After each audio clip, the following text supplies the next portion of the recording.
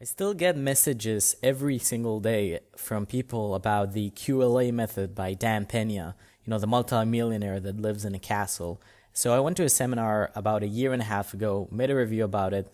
The review got multiple thousands of views. And since then, people are just asking me about his method and how he does things, and if I have tips for how to be more like the way he promotes. And I have to say, I found that out of all the people that kind of teach you how to be a high performer, how to be more successful, I'd never found someone who truly gave as practical and as extreme. When I say extreme, I mean just visceral and action related tips, as well as Dan-Pena. So what I did a year and a half ago after I went to his $20,000 seminar in Scotland was to compile every single thing I learned from him in the seminar, from his book, and from hundreds of hours of videos that I saw of him, and just instill it into 10 very condensed, very practical principles that I call the 10 QLA commandments. And the reason for the word QLA is because that's the acronym that he uses for the quantum leap method. That's like his strategy. That's how he brands it.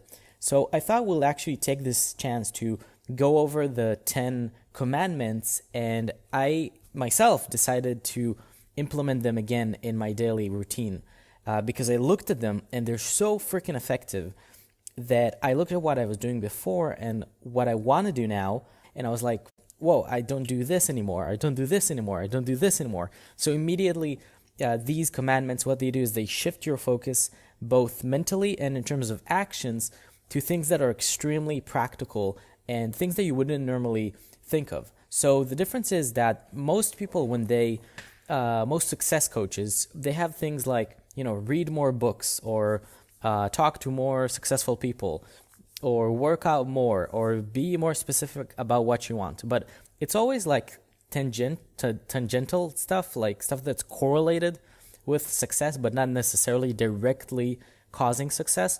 And what Dan-Pena does, which I find really awesome, that's the reason why I went to his seminar, is that he has this no bullshit approach where he's just about action, and he wants you to take the most direct actions that will lead you there. So the 10 commandments are extremely concise, extremely direct, and basically will leverage your success if you follow them. So let's go after them right now, and please like and subscribe if you've reached this point. I know usually people ask at the end, but I think it would be a really good thing for you to do right now. So let's begin. First of all, read your affirmations twice daily.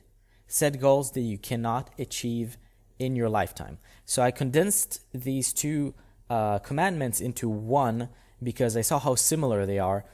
The affirmations, what it means is you sit down and you begin writing things that make you feel incredible, like they make you feel powerful. And I'll give you some examples of these just from today.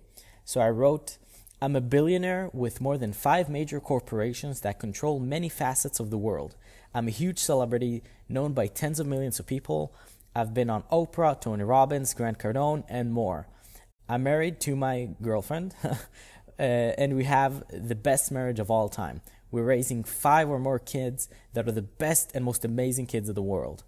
I'm in the best shape physically a man can be. My body is the kind of body that's shown in movies and paintings of Greek gods.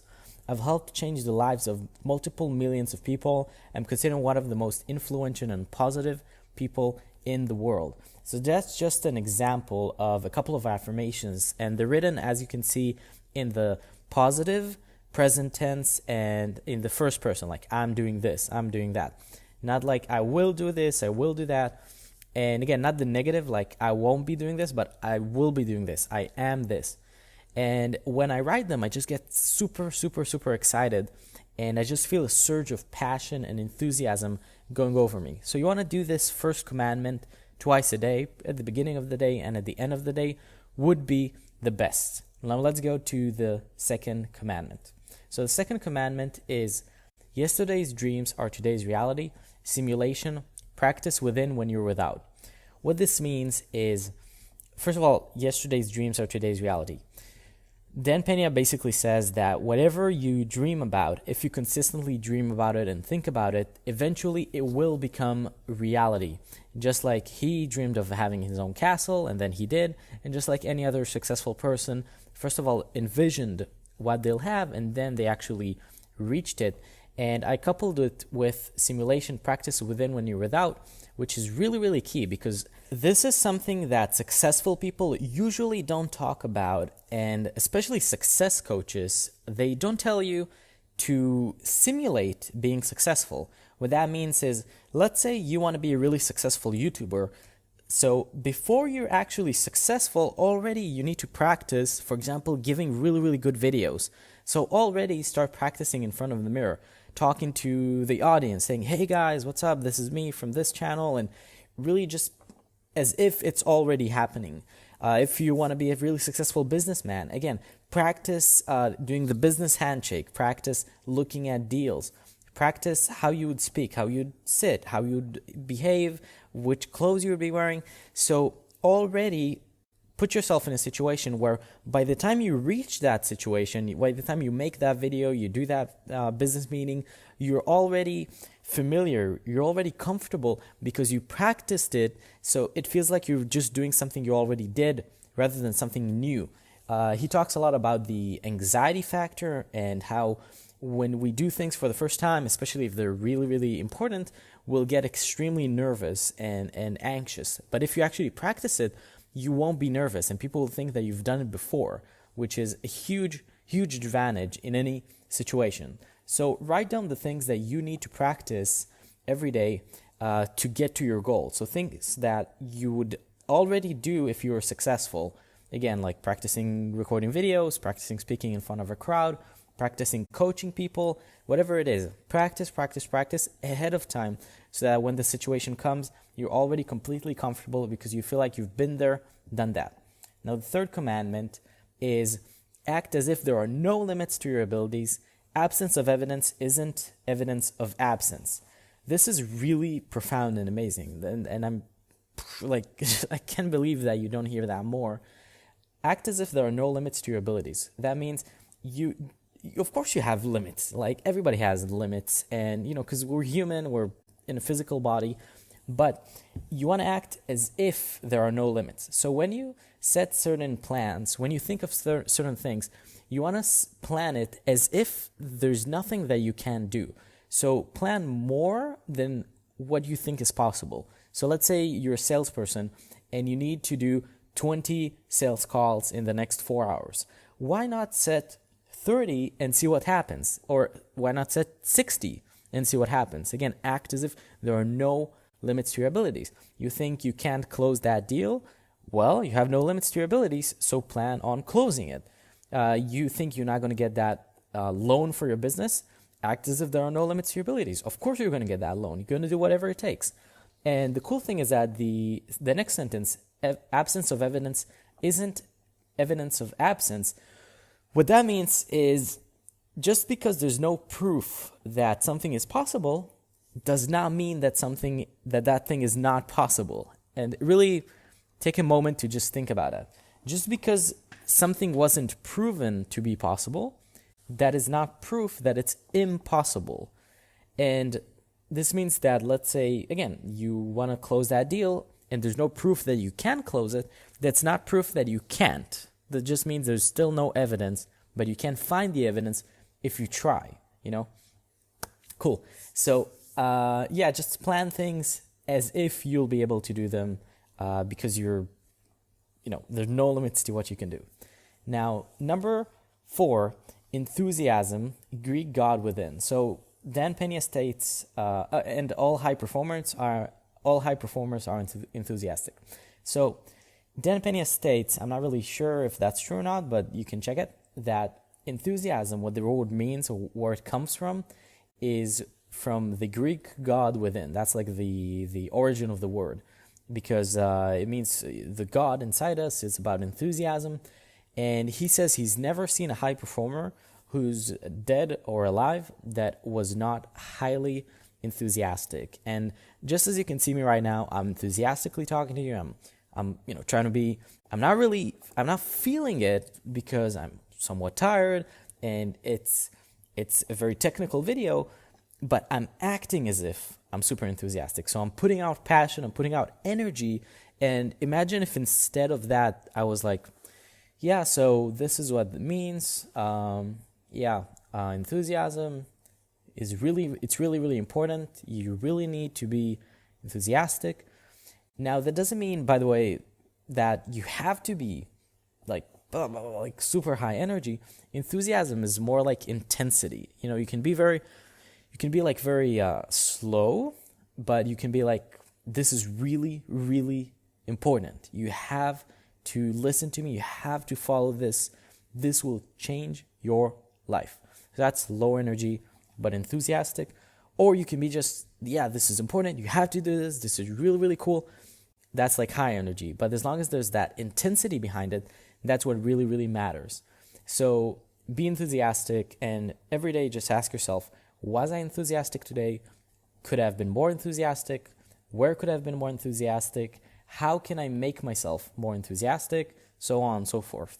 Now, number 6, there are no rules.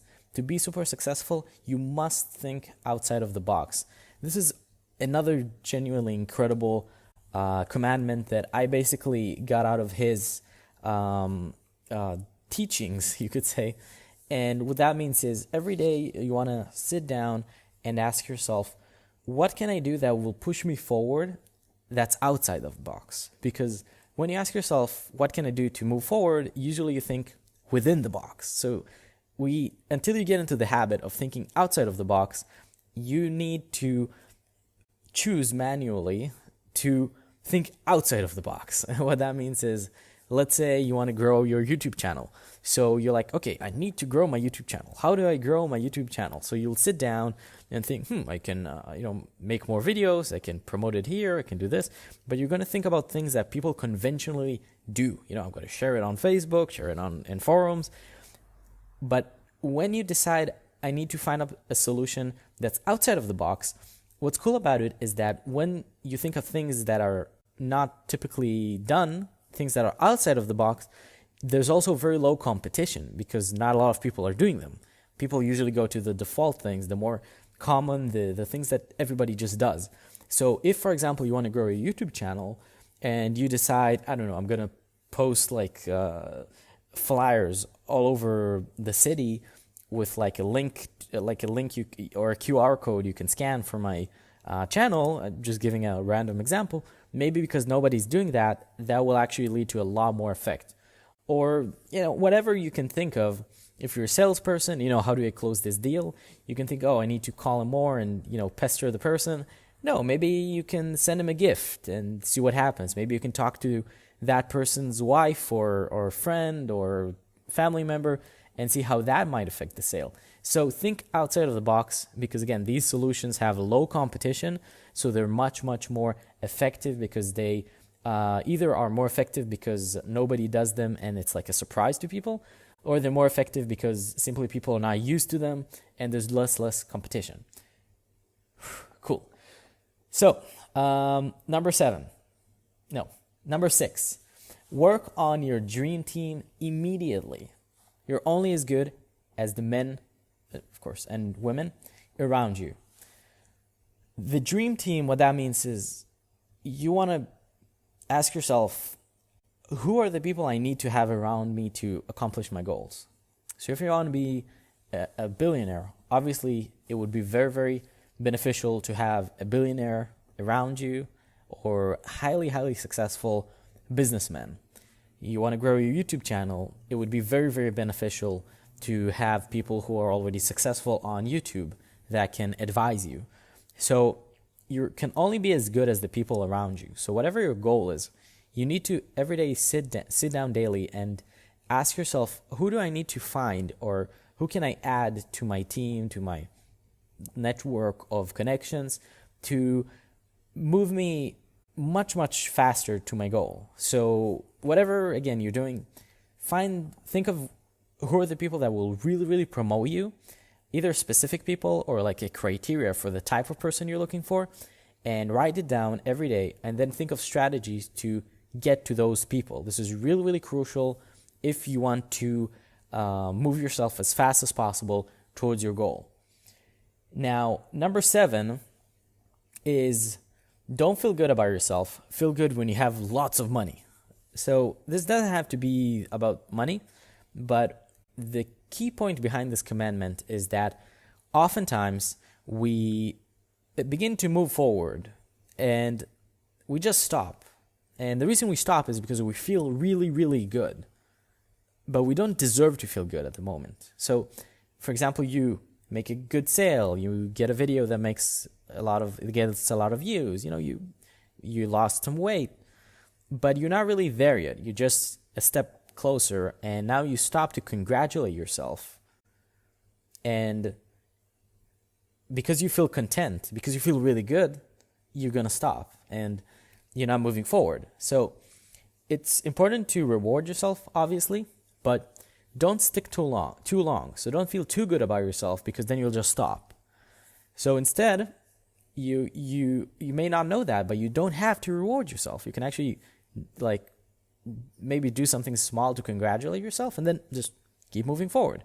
And the longer you linger with this feeling of contentment and feeling good about yourself and telling people about how awesome you are and how proud they should be, the more likely you are to just stop. There's a reason that even old Tao and Buddhist saying, they say, if you find the Buddha on the road, kill him.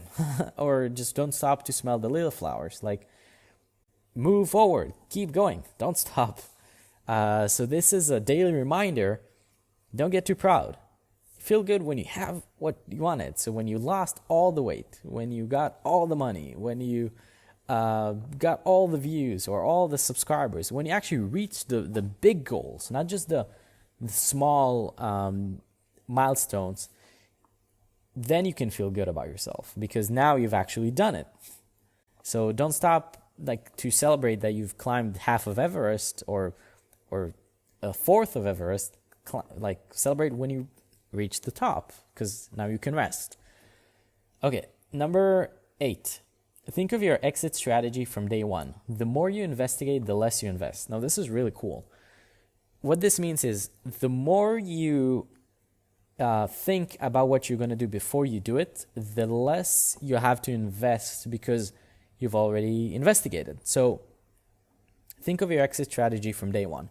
The moment you start something, a YouTube channel, a sales call, a business, start with the end in mind. So start with not just where you want it to get, but how you want to finish it. So the business, do you want to have a business so you could sell it? Do you want to have a business so you could grow it and take over the world? When you have your YouTube channel, what's the end goal? Do you want to be extremely famous and just a multi-billionaire or a multi-millionaire? Where do you want to finish? Not just what's the goal, where's the end point? And on top of that, the more you investigate ahead of time, the less you'll have to invest. So the more for example, you're about to invest money into Bitcoin, or you're about to start a new job, or you're about to start a YouTube channel, or anything like that, a partnership. The more you investigate ahead of time, the less you'll have to invest, because thus things will go wrong, first of all. So you'll find red flags, things that you can avoid, and that's less money lost. And also, the more you investigate, you'll also find better ways to do things. So you'll also be more efficient. So investigate, and then when you start, really commit to it. Now, number 9 that's another one that I really, really love. Leverage other people and other people's money to pry open the door to success. What's really cool about that is it really changes your thinking, where instead of thinking, for example, the YouTube, this is a really good example. When at the beginning, just after Dan's seminar, I wanted to grow my YouTube channel. So I was just fresh off of the seminar, just thinking along these lines. And I thought I want to grow my channel. So I didn't think, how do I make better videos? How do I share it with more people? I just started calling up people, literally called up 30, 40 people that I know and asked them to share my video, just straight up on the phone. Hey, blah, blah, yeah, can you share it? That would be really cool. Thank you. about 80% of the people that I called shared the video. And that's how I got, like, you can see at the beginning of the channel, like sometimes 500, sometimes 1,000 views per video at the beginning. So whatever you need to do, whatever you need to accomplish, outsource it. You know, you want to meet a girlfriend or a boyfriend, and so just how do you want them to look? How do you want them the personality to be? Think about it, and then talk to as many people as you can and say, hey, do you know somebody like that? Can you help me meet somebody like that? So whatever you need in life, just ask people to help you with it, and they'll feel good because they helped you. You'll be more useful and get more stuff and like grow much, much faster. Like, you'll only be limited by how many people you got to help you, and you'll also inspire other people to ask for help themselves. So incredible.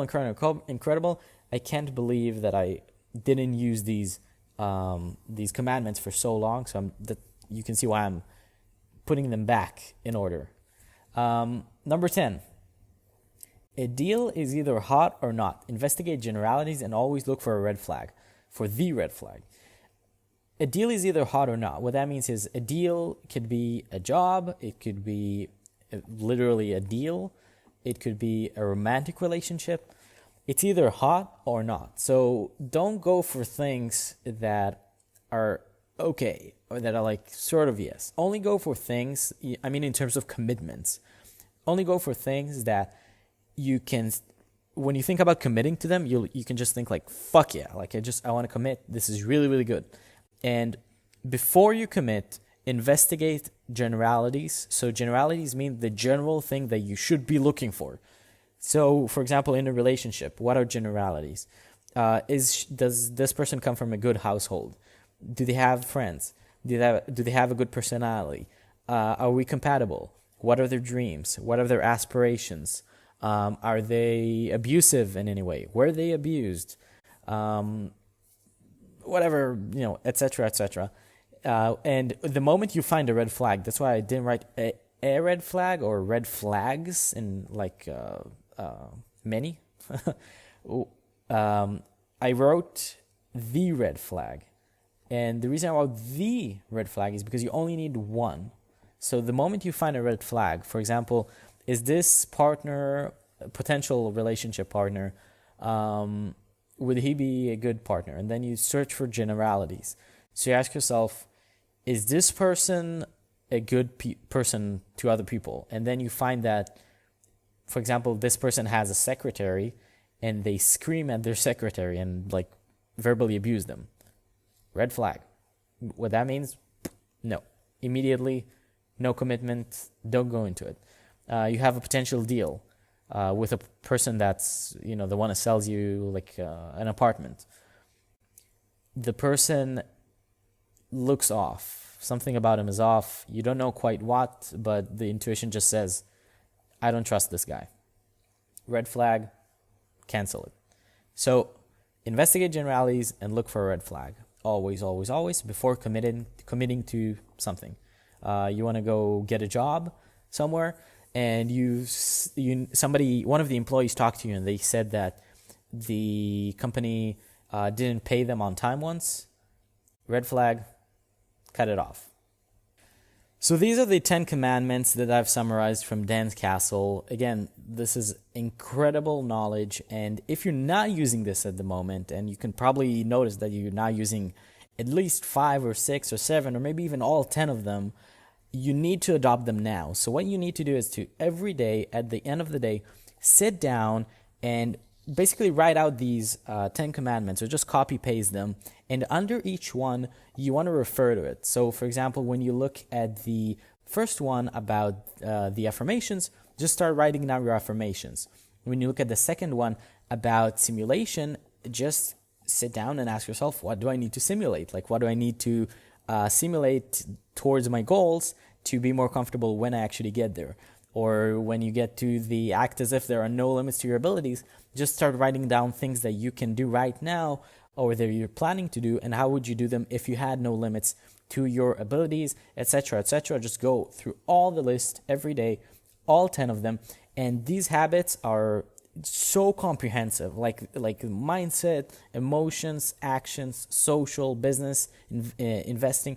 Everything is in those, and you can really look at all your daily decisions through these 10. So I'm pretty much sure that nothing is missed. Like, that's literally the most comprehensive, the most effective way to focus your mind and to basically act out your days in the most effective way possible. So if you just follow these 10 commandments, if you just every day sit down and go back to them and think about them and plan according to them, you're going to see such massive improvements in your life. You have no idea where it's going to come from. Like you're going to grow faster than you've ever grown, because you're literally leveraging every single possible success leverage that exists. You're using other people, you're using huge goals, etc., etc., etc.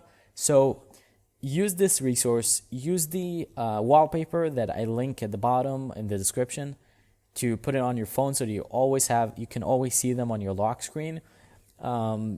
Copy them, paste them wherever you need, print them, use them every single day, and you're going to see massive results. And I'm going to update you, since I'm going to start using them from today again after a year and a half, I think, of not using them, which I'm so grateful that I am getting back to.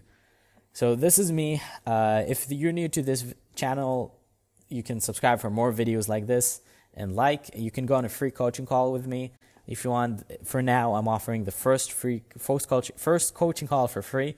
So you can go to the link in the description and just book a call. You can also buy my autobiography, 300 pages, my entire life story, or you can get my free ebook, like 70 pages, about everything I know about business and making money online, closing $1,000 sales and more. Just because it's free doesn't mean it's worthless. It's actually very valuable. So again, thanks for watching, and I hope to see you soon in the next videos. Bye-bye.